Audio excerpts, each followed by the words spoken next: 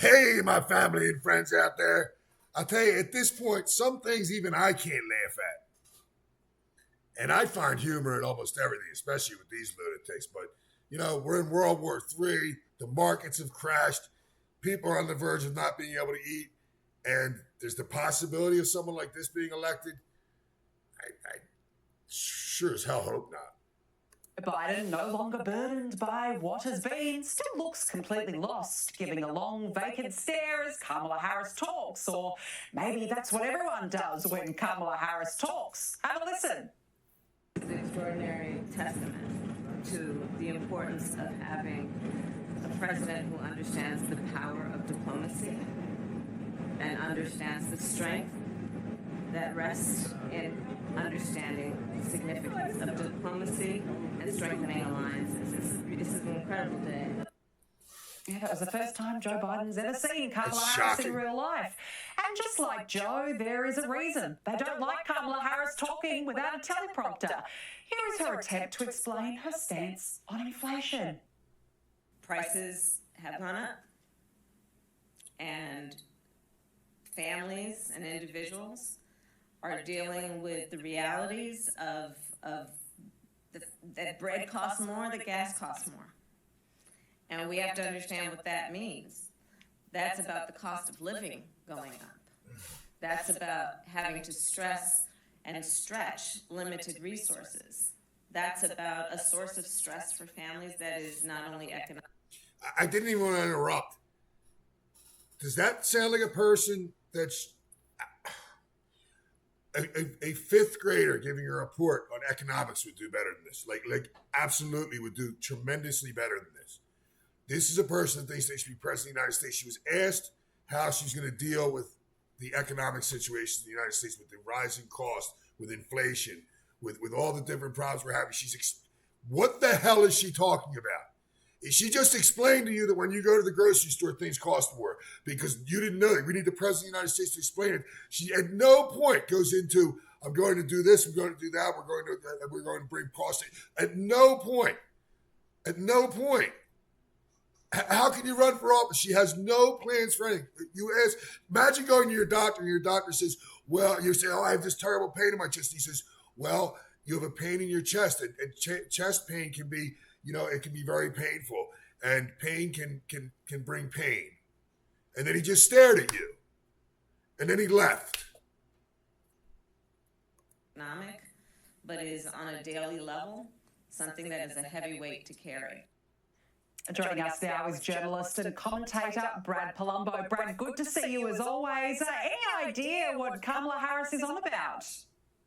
No, I'm still trying to parse that one. I mean, look, if anybody's good for a bit of incoherent word salad, it's Kamala Harris. And I can't blame Joe Biden for looking so dazed and confused for once, because I kind of was too. Everyone to understand that. And I think...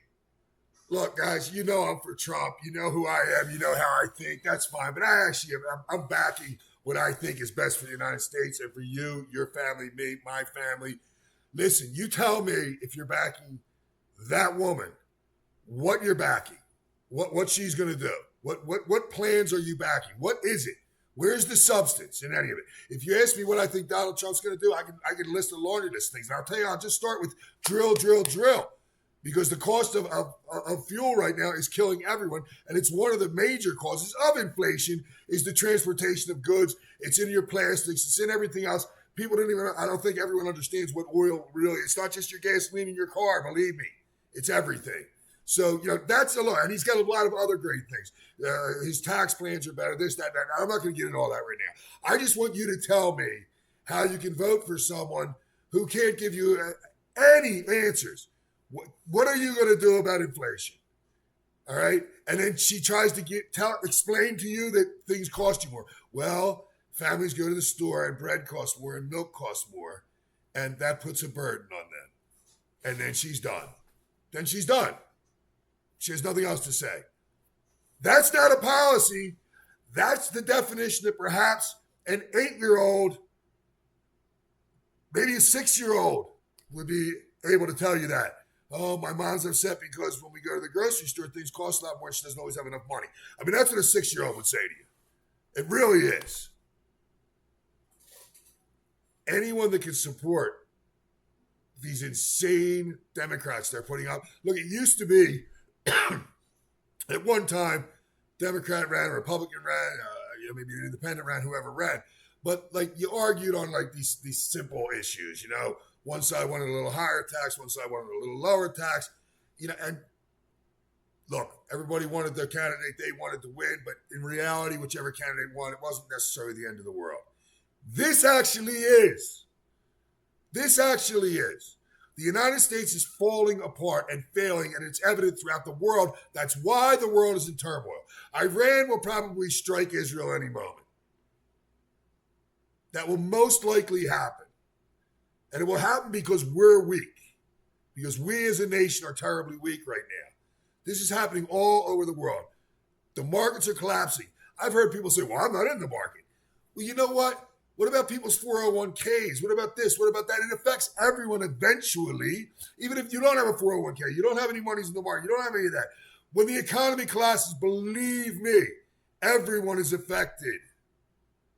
We can't allow this. Please get out there. Please get out there. Speak to your friends, to your family, to your neighbors, to your coworkers, to everyone. If they say they want to vote for this Kamala Harris, just ask them why.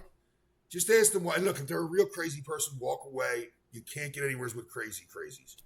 Well, maybe in a conversation, maybe they'll realize, hey, that's right. My candidate has no brains and no plan. It's up to all of us.